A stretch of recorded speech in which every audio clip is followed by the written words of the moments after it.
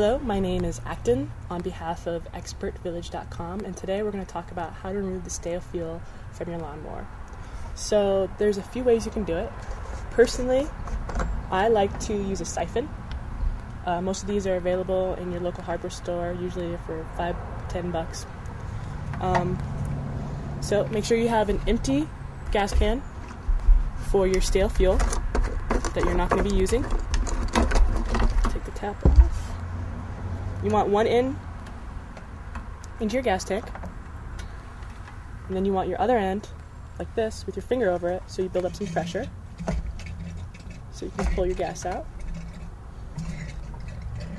And once you feel like you have adequate pressure,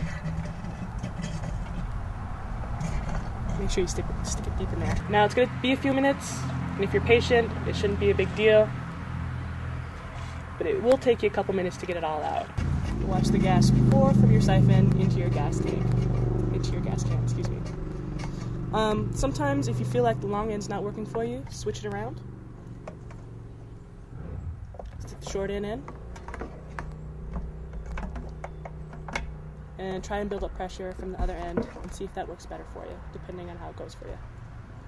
So, build up pressure with your finger.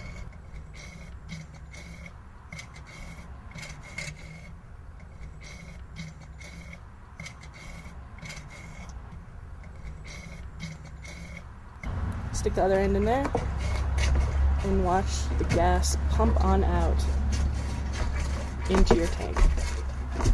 It'll take you a couple of minutes, but if you're pretty patient, it'll get you to where you're going. And slowly remove all the stale gas out of your tank.